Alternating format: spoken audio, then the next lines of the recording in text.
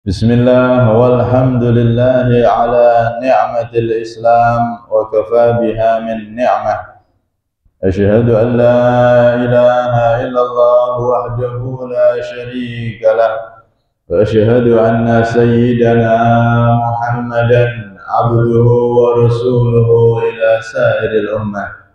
Allahumma salli wa sallim wa barik ala sayyidina Muhammadin وأنزله المقعد المقرب عندك يوم القيامة وعلى آله وصحبه إلى يوم الطامة. رب اشرح لي صدري ويسر لي أمري واحلل عقدة من لساني يفقه قولي سدد لساني واهدي قلبي بحق سيدنا محمد النبي صلى الله عليه وسلم. Astagfirullahaladzim ya ahli darab wa ya ahli al-ba'adin wa ya ahli al-nawal wa ya nur. Amma ba'd. Hadirin jamaah semuanya yang dirahmati oleh Allah subhanahu wa ta'ala. Alhamdulillah, Allah subhanahu wa ta'ala masih mengizinkan kita untuk sama-sama bisa hadir menghidupkan ilmu yang menjadi warisan Nabi Shallallahu Alaihi Wasallam. Semoga hadirnya kita di sini, kumpulnya kita di sini membuahkan hadir dan kumpulnya kita kelak di sana di surganya Allah Subhanahu Wa Taala. Lebih-lebih semoga kita bisa berkumpul dengan Rasulullah Shallallahu Alaihi Wasallam. Amin Allahumma amin. Dan semoga kita semua diberi panjang umur, sehat walafiat, terkabul segala hajat, semakin istiqomah. Setelah itu semua nanti diberi kesempurnaan husnul khatimah. Amin Allahumma amin. Qala al-musannifu radhiyallahu anhu wa nafa'na bihi fid dharain amin. Faslun, fasal. Yajibu, wajib, ala kulli mukallafin, atas setiap orang yang mukallaf. Mukallaf itu berakal sehat, bukan orang gila. Terus dia sudah dewasa, sampun balik, sudah keluar air sperma di usia tertentu 9 tahunan, atau sudah datang bulan di usia 9 tahunan bagi wanita. Berakal dan dewasa. Wajib bagi setiap orang yang berakal dan dewasa.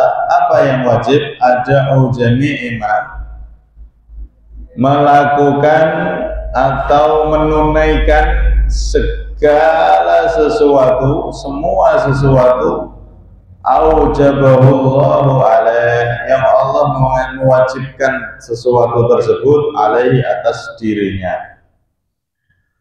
Wa yajibu, dan wajib, an yu'addiyahu, melakukan sesuatu tersebut, alama amarahullah, atas sesuatu yang Allah memerintahkannya, bihi, dengan Allah memerintahkan orang mukallaf, bihi, dengan sesuatu tersebut, minal ijyan, dari melakukan, mendatangkan, biarganihi, rukun-rukunnya, wasyurutihi, syarat-syaratnya, watajannubi mubtilatih, dan menjauhi segala yang bisa membatalkan sesuatu yang diwajibkan tersebut. Ila akhir ma qala radhiyallahu anhu. Jadi di sini fasal, wajib bagi setiap orang mukallaf untuk melaksanakan semua yang diwajibkan oleh Allah, dan tidak sekedar melaksanakan, tapi dilaksanakan sesuai dengan yang diperintahkan oleh Allah, rukun-rukunnya, syarat-syaratnya, dan menjauhi segala yang membatalkan atau yang merusaknya.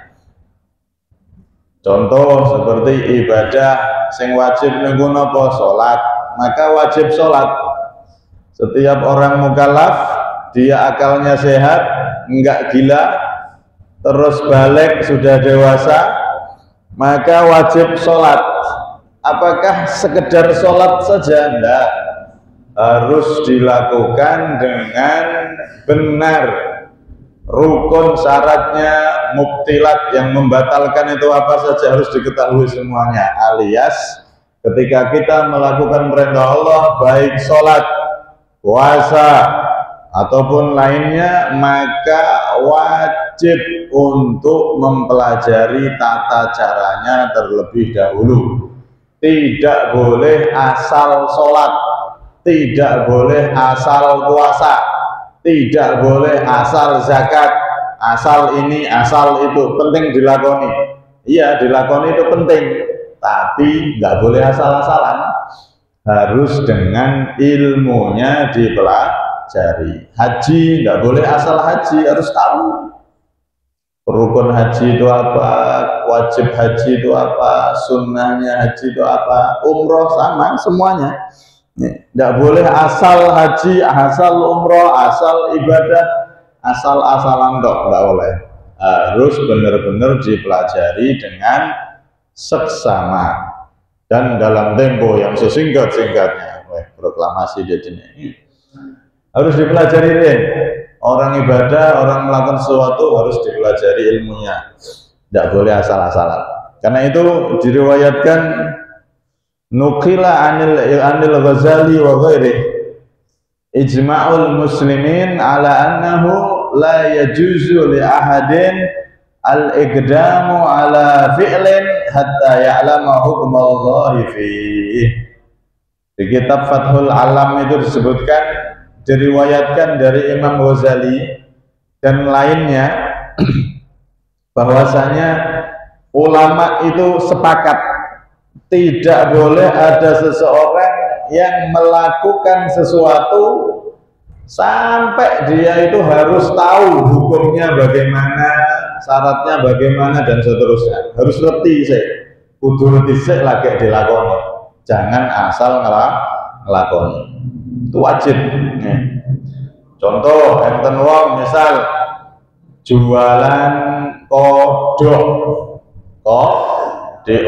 kodok. Ini harus tahu dulu, kodok ini tak jual boleh atau enggak ya, hukumnya bagaimana ya. Harus tahu dulu, jangan asal jual. Penting aku nggak nyolong, aku jualan yang golek duit. Tidak boleh seperti itu, harus diketahui dulu gimana hukumnya. Oh, kodok itu hukumnya haram, tidak boleh dijual, tidak boleh dimakan, dijual belikan tidak boleh. Kenapa tidak boleh? Karena ada larangan dari Nabi. Diriwayatkan dari Sa'id Ibnul Musayyib, Nabi SAW, inna tabiban sa'alan Nabi, pernah ditanya seorang tabib. Zaman itu kan tabib, kalau sekarang ya dokter. Ditanya dari apa? Andif da'in, dari kodok. Ya ja'aluha fi dawa, yang ingin dijadikan untuk bahan obat. Maka ketika Rasulullah ditanya seperti itu, boleh Nabi kita mengkonsumsi kodok, tujuannya untuk obat. Obat loh ini, bukan untuk makan ya. Makan kan enak-enakan. Ini obat. Obat itu karena ada khasiat tertentu mungkin. Lebih penting kan obat itu daripada makan. Makan yang lain bisa. Tapi ini wahai Nabi, kodok pengen kita jadikan obat. Soalnya mengandung ini itu. Maka apa kata Rasulullah? Rasulullah melarang, tidak boleh. Haram hukumnya. Digawe obat haram. Apa mana kok cuman digawe panganan. Makanan yang lain banyak. Dia ketahui dulu, oh ternyata tidak boleh. Baru jualan yang lainnya. Jangan asal jual, asal melakukan, akhirnya tanpa disadari kita malah terjerumus dalam dosa-dosa yang begitu banyak yang kita belum tahu. Karena itu setiap kita melakukan apapun itu, terutama hal-hal yang enggak biasa, dodol kodok ini kan bukan biasa. Nah, dodol ayam ya biasa, jelas. Dodol sapi jelas, gitu. Dodol sayur ya jelas. Nah, dodol kodok ini kan sesuatu yang aneh, orang biasa. Nah, seperti itu harus ditanyakan dulu. Sesuatu yang aneh yang nggak biasa dijual, maka harus diketahui dulu hukumnya bagaimana, boleh apa tidak, haram apa halal, harus diketahui terlebih dahulu. Ini hukumnya wajib untuk mempelajari segala sesuatu yang diperintahkan oleh Allah tadi itu. Nah, begitu juga contoh, ada orang mau jual halazun. Halazun itu bahasa Arab. Nek bahasa Indonesia Raya namanya bekecot. Bekecot ini gimana ya, halal apa haram? Pelajari dulu, jangan asal dimakan, jangan asal dijual. Nah, gimana melajari, kita tidak tahu ilmunya? Tanya ke ulama. Maka kalau kita teliti fatwa ulama, bekecot itu hukumnya dalam mazhab Syafi'i haram. Hukumnya haram juga. Kalau sudah haram, dikonsumsi haram, dijual ya bodoh ya haram, bukan ansal. Loh, tapi katanya ada yang menghalalkan. Kalau ada sesuatu yang apa itu halal haram seperti itu bukan untuk kita pilih sebetulnya, Pak. Tapi kita harus berhati-hati. Al-khuruj minal khilaf mustahab.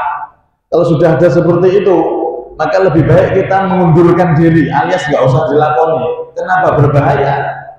Ono sing halal, ono sing haram. Mundur, cari yang lain aja yang jelas-jelas halal. Soalnya takutnya nanti di akhirat ada panggilan, ini si fulan, ini kalau mengikuti pendapat kuat, bekecot itu haram, tapi kalau mengikuti pendapat lemah, bekecot itu halal. Nek sesuai pendapat yang kuat, berarti dia harus masuk neraka karena makan yang haram. Nek sesuai mengikuti pendapat yang lemah, dia nggak apa-apa masuk surga. Nah, kira-kira kalau ning akhirat pendapat yang kuat atau yang lemah yang digo. Makanya itu kalau ada seperti itu bukan untuk bebas, berarti bukan, justru untuk berhati-hati. Kalau bisa kita hindari, jangan mendekat pada sesuatu tersebut. Itu berarti warning, ada bahaya di situ. Lebih baik cari yang benar-benar halal. Sing halal jek wae. Orang mangan bekecot, orang mangan kodok ya orang mati. Sing halal jek wae. Nah, maka itu perlu diketahui dulu. Tidak boleh kita sembarangan asal makan, asal melakukan ibadah ini itu tanpa kita mempelajari ilmunya terlebih dahulu. Akhirnya itu tadi, terjerumus dalam dosa dan tidak merasa dosa. Wah, itu yang bahaya.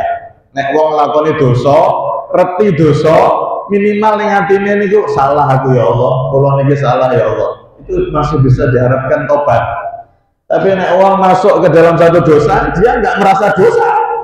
Merasa itu boleh, merasa itu nggak apa-apa. Nah, itu tobatnya kapan? Dia nggak ngerasa dosa aja, tidak ngerasa bener. Nah, maka para ulama mengatakan setiap segala sesuatu itu harus benar-benar dipelajari dengan betul, baru kita melakukan sesuatu tersebut. Makanya sampai Sayyidina Umar Ibnul Khattab radhiyallahu anhu, seorang sahabat Rasulullah, la yabi' fi sukina, kata beliau, tidak boleh ada orang yang jualan di pasar kami, wala yashtari, dan tidak boleh membeli, man, orang lam yatafaqqah, yang dia belum mengetahui ilmu agama dalam jual belinya itu. Kalau ada orang yang mau jualan di pasar kami, kata Sayyidina Umar, harus tahu ilmunya terlebih dulu.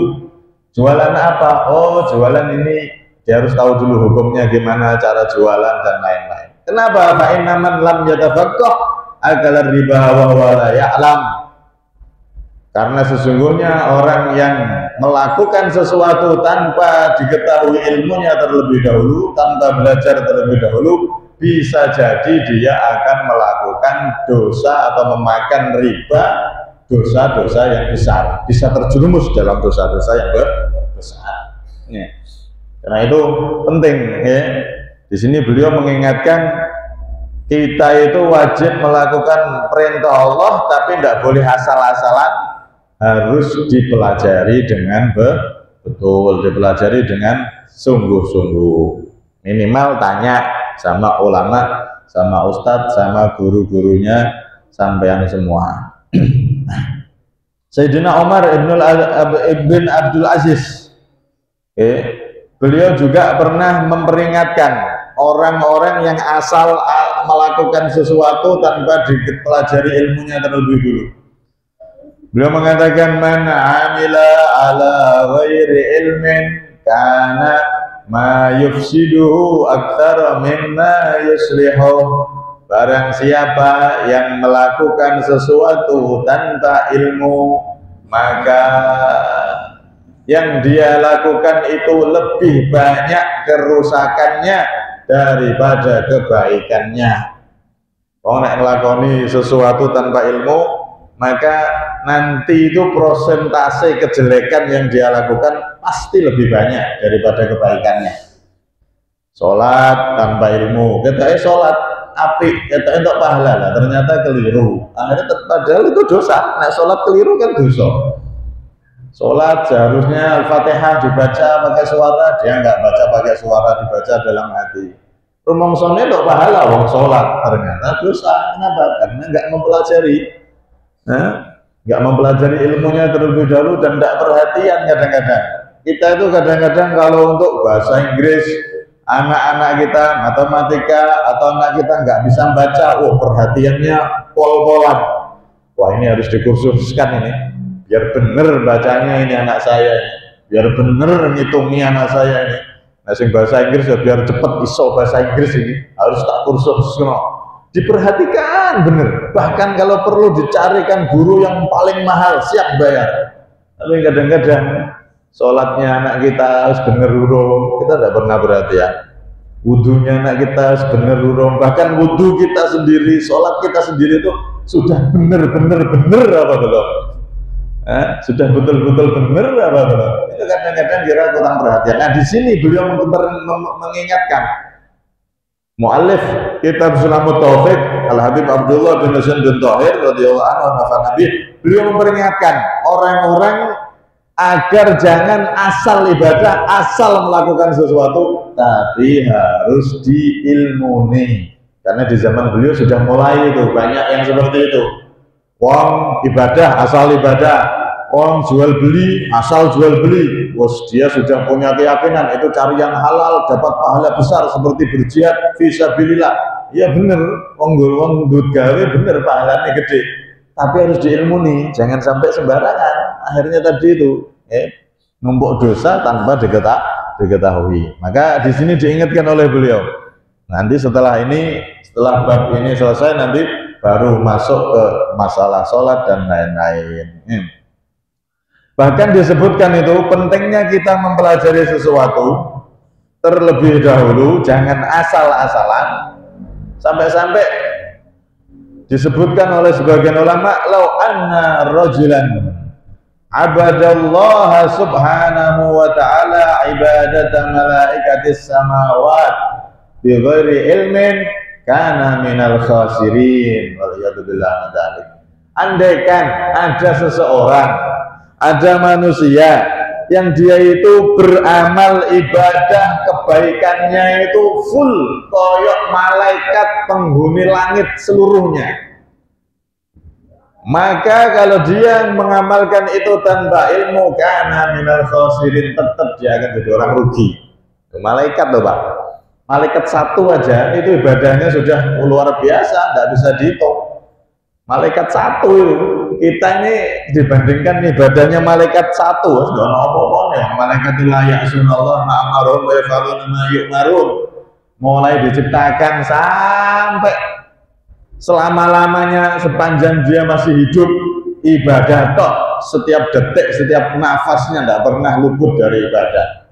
Nah, satu malaikat aja itu sudah nggak bisa ditandingi sama amalan kita, ya. Apalagi ini seluruh malaikat yang ada di langit. Andaikan ada manusia punya ibadah sebanyak mereka, tapi tanpa ilmu, dia asal ibadah, asal sholat, asal melakoni, maka tetap dia jadi orang yang rugi, dia jadi orang yang celaka. Na'udzubillah min dzalik. Karena itu penting kita hadir di majelis ilmu yang semacam ini. Insya Allah sedikit demi sedikit nanti kita sama-sama akan tambah tahu, hingga harapannya kita pun akan jadi orang yang tidak asal-asal ibadah, tapi benar-benar ibadah kita itu diterima oleh Allah Subhanahu wa Ta'ala. Nah, di satu riwayat ini pernah diceritakan, kana ba'duhum la yamsahu ra'sahu indal wudu' muddata sittina sanah yadunnu anna dhalika sunnah faqila lahu a'idis sholata litilkal muddah. Ada sebagian orang, kejadian dulu, kisah nyata ini sampai dimuat di kitab. Ada orang ketika wudhu itu nggak ngusap kepala. Jadi setelah wajah, tangan, setelah itu telinga, kaki, dia nggak mau ngusap kepala. Kenapa? Terus rambutnya bar diminyaki, larang minyak. Rambutnya bar dirawat, perawatannya mahal. Sehingga dia kalau wudhu tuh biasa nggak ngusap kepala, padahal ngusap kepala ini hukumnya fardunya wudhu. Wajib dibasuh apa diusap kepala itu. Kalau dalam mazhab Syafi'i wajib diusap, dalam mazhab Maliki dibasuh. Yang jelas harus dibasahi kepala itu, walaupun satu helai rambut, nanti akan dibahas di babnya lebih detail, itu harus diusap kepala itu. Nah, ini ada orang selama 60 tahun dia nggak ngusap kepala, dia menganggap itu adalah sunnah, nganggap sunnah masuk apa mengusap kepala lah, padahal itu hukumnya wajib. Akhirnya apa yang terjadi, ada orang tahu dan dia pun harus mengulangi sholatnya selama 60 tahun. Alhamdulillah, gak ganggu, wudhunya tidak sah, ya sholatnya tidak sah. Sholat itu syaratnya harus wudhu. Maka di sini pentingnya kita itu ketika ibadah jangan asal-asal ibadah, tapi benar-benar kita mempelajari ilmunya. Sampai Sayyidina Umar itu menjelaskan begini, majlisu fikhin khairun min ibadati sittina sanatin. Majlis fikih, majlis yang di situ dibahas halal, haram, ini boleh, ini tidak boleh. Majlis yang diterangkan halal, haram dan seterusnya seperti itu, majlis fikih. Dan kitab kita ini yang kita baca kitab fikih. Kemarin kita bahas tentang akidah, tentang bahaya-bahaya murtad, yang haram dilakukan dijauhi, jangan sampai jatuh ke sana. Dan nanti akan dibahas fikih-fikihnya itu, hukum-hukum ibadah dari wudhu, sholat dan seterusnya. Bahkan nanti sampai ada muamalat, ada juga di kitab ini, walaupun rangkuman-rangkuman. Ya. Majelis fikih di situ dibahas halal haram itu lebih baik daripada kita beribadah selama 60 tahun. Ini kata Sayyidina Umar. Kalau dalam riwayat lain ada yang mengatakan 100-200 tahun. Jadi nanti banyak orang yang kaget di akhirat. Di buku catatannya ternyata ada tertulis ibadah 60 tahun. Kaget, ya Allah, kok ini ada catatan ibadah saya 60 tahun. Bahkan lebih, 60 tahun, 60 sampai banyak. Kaget orang ini. Ternyata iya, itu adalah pahala engkau hadir ngikuti majelis ilmu dulu di sana itu di Mushola Durratun Nasihin, dulu di sana itu di Masjid Muhajirin, dulu di sana itu kamu hadir itu setiap sekali hadir, ini pahala kamu dapat pahala 60 tahun ibadah. Alhamdulillah. Karena itu kita nongkrong di majelis ilmu karena ngopi ini termasuk ibadah yang luar biasa. Jangan dianggap biasa, tapi luar biasa. Imam Syafi'i sampai mengatakan thalabul ilmi afdalu min salatin nafilah. Dalam riwayat lain beliau mengatakan laisa ba'dal fara'id afdal min thalabil ilm. Tidak ada setelah melakukan yang wajib yang lebih utama daripada kita mencari ilmu, duduk di majelis ilmu yang semacam ini. Setelah kita menjaga yang wajib, sholat 5 waktu, maka nggak ada ibadah yang paling utama setelah yang wajib kecuali kita duduk hadir di majelis yang semacam ini. Maka alhamdulillah kita semua bisa insya Allah setiap pekan hadir sama-sama di majelis ini. Mugi-mugi kalau panjenengan paringi istiqomah. Amin Allahumma amin. Ada satu riwayat Rasulullah SAW dulu, kata Sayyidina Abdullah bin Umar radhiyallahu anhuma, pernah masuk ke masjid. Ini beliau cerita. Faro'a majlisa ini, maka ketika Rasulullah masuk ke masjid, ada 2 majelis di dalam masjid tersebut. Ada 2 orang yang berkelompok kelompok pertama, kelompok kedua. Nggih. Yang sini ngaji sebelah sini, yang sini ngaji sebelah sini. Ada dua majelis. Kemudian salah satu dari majelis itu, isi dari majelisnya adalah dzikir, berdoa sama Allah, dzikir bareng. Sedangkan majelis yang satunya lagi, majelis yang isinya belajar ilmu. Diterangkan di situ halal haram, boleh apa tidak, kalau begini majelis ilmu. Yang satu majelis dzikir saja, yang satu majelis ilmu.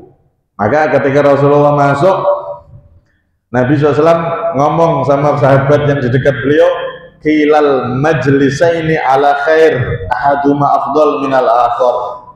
Wahai sahabat, dua majelis ini semuanya baik, tapi ketahuilah ada di antara keduanya itu yang lebih utama. Salah satunya ada yang lebih utama. Amma haula fayad'una Allah wa yarghabuna ilaihi in syaa'a a'tahum wa in syaa'a mana'ahum. Adapun itu majelis yang mereka berzikir, itu mereka berdoa memohon sama Allah. Kalau Allah mengabulkan ya dikabulkan, kalau Allah enggak memberi mereka ya enggak dikabulkan, terserah Allah. Yang jelas baik mereka berzikir, berdoa, minta sama Allah. Wa amma haula, adapun majelis yang satunya itu fayata'allamun wa yu'allimun al-jahil. Mereka belajar dan mengajarkan ilmu kepada yang belum tahu.